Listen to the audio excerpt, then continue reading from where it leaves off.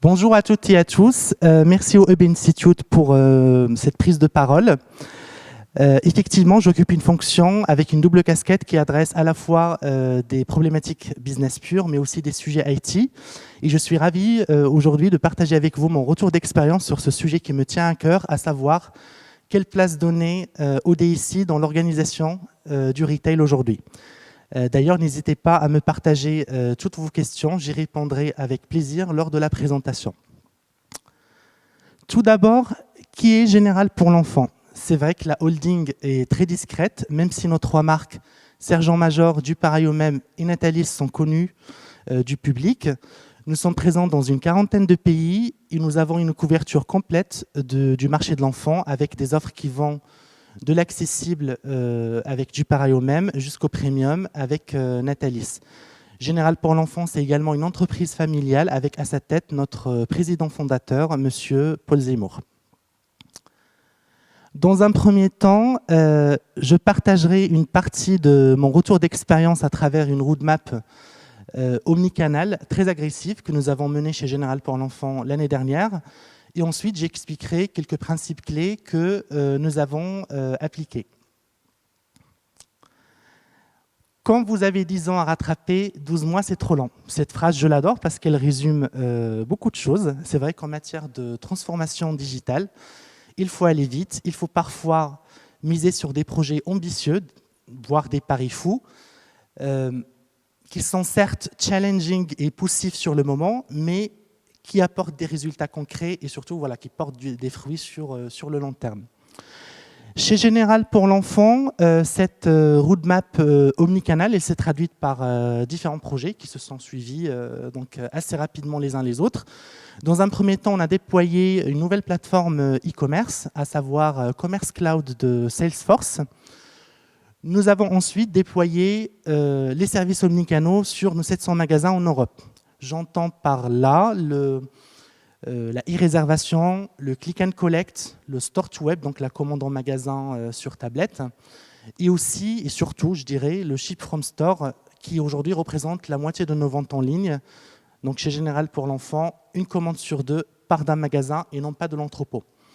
Dans cet intervalle, nous sommes passés de 4 e-shops à 16 e-shops, donc sur les différents pays où on avait déjà une présence magasin, mais aussi, je peux dire aujourd'hui qu'on est sur une présence mondiale parce qu'on expédie dans plus de 140 pays. Et on a aussi revu voilà, toute l'identité graphique et l'UI/UX de nos sites voilà, à travers différentes refontes qu'on a menées à la rentrée. Cette roadmap a été menée donc conjointement par les équipes de transformation et les équipes IT. Elle a fonctionné puisqu'elle a apporté des résultats voilà, très rapides et surtout des résultats que nous on trouve très intéressants parce qu'en l'espace d'un an, on a doublé notre CA digital et on propose désormais un parcours client totalement omnicanal. C'était un exemple parce qu'on mène par ailleurs d'autres types de projets sur des domaines comme la supply chain et le service client. Voilà, ces équipes de transformation et ces équipes IT délivrent entre 30 et 40 projets tactiques et stratégiques chaque année. La roadmap, pour moi, c'est clairement un instrument essentiel pour bien piloter la relation entre la DSI et le business.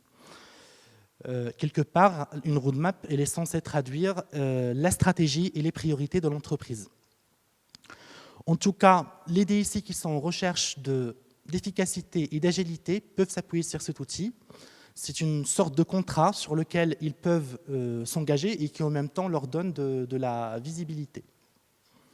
Une roadmap n'est pas non plus quelque chose, voilà, un objet statique, quelque chose de gravé dans le marbre. Elle est faite pour vivre, pour évoluer en fonction du contexte ou des changements qui peuvent survenir.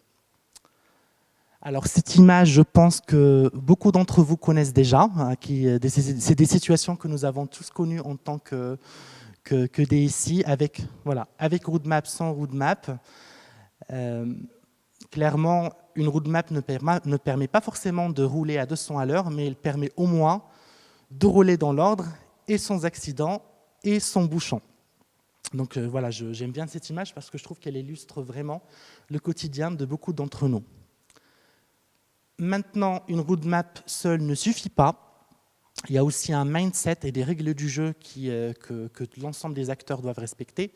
Clairement, les différents départements, les différentes marques, quand on est un groupe multimarque, peuvent avoir des priorités et je dirais des enjeux qui peuvent diverger, parfois rentrer en conflit ou en concurrence. Et pendant ce temps-là, le chrono tourne, le sablier se vide sans qu'on puisse délivrer ou avancer. Ce qui est sûr que même si on est chacun excellent sur sa partie, et même si on travaille les uns après les autres, sans prendre en compte les contraintes pour le suivant, on va à chaque étape revenir sur ce qui a été fait et sur ce qui a été décidé. Et pendant ce temps-là aussi, les budgets sont dépassés, les plannings dérapent et tout le monde se fâche. On est clairement dans le cas d'un fonctionnement siloté. Ce qui marche, c'est quand l'ensemble des acteurs travaillent ensemble, partagent le même objectif. Ça, c'est très important. Ça peut paraître évident, mais c'est vraiment ce qui fait la réussite d'un projet, ou non, ou d'une roadmap. C'est qu'on est tous d'accord sur l'objectif qu'on veut atteindre, donc à l'échelle de l'entreprise. Enfin, j'ai quelques... Pardon.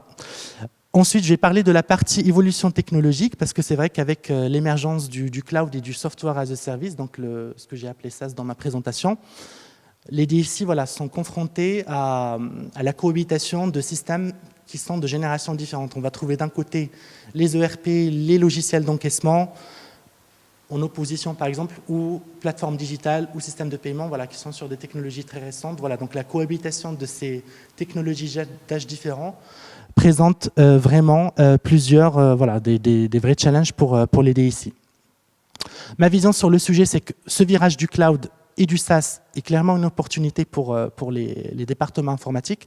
Ça leur permet de s'alléger d'un certain nombre de contraintes d'infrastructure, des contraintes techniques, et d'être totalement focalisés sur les projets et de consacrer leur bande passante justement à l'animation de la relation avec le business et à délivrer des projets qui ont du sens pour le client et donc pour le business. Enfin, quelques recommandations, je dirais, que moi je considère importantes pour bien piloter sa relation, cette relation DSI business. Je dirais, et c'est le plus important, les DSI doivent revendiquez-vous comme des ambassadeurs du client final et mettez-le au centre vraiment de tous vos enjeux. Vous verrez que c'est une méthode incontestable et qui fonctionne. C'est très important aussi de bâtir une relation de confiance avec le business à travers les résultats, c'est-à-dire délivrer les projets et respecter les engagements qui ont été passés auprès des autres départements. Je pense aussi qu'aujourd'hui, on ne peut pas avancer sur l'innovation, aller vite sur certains projets sans bâtir des relations de confiance avec ses partenaires et aussi bien sélectionner ses partenaires et s'appuyer sur des partenaires qui peuvent vous accompagner tout au long de votre feuille de route. Chez Général pour l'enfant, si on a réussi ce pari de cette roadmap en omnicanal en 12 mois, c'est notamment grâce à nos partenaires, qui sont Salesforce pour la plateforme e-commerce, OneStock pour l'order management, OSF Global Services qui nous accompagne depuis le début sur l'implémentation des sites et des autres projets, et récemment avec Miracle, dans le cadre d'un projet Marketplace que nous allons bientôt lancer. Test and learn, clairement, il ne faut pas aussi hésiter à tester des nouveaux concepts. C'est tout l'intérêt, je dirais.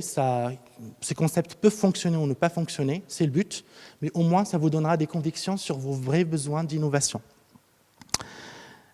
Et je dirais, mon mot de la fin, c'est n'attendez pas ou ne soyez pas prêts, foncez et réalisez les projets qui font du sens pour vous et pour vos équipes et surtout pour le client final.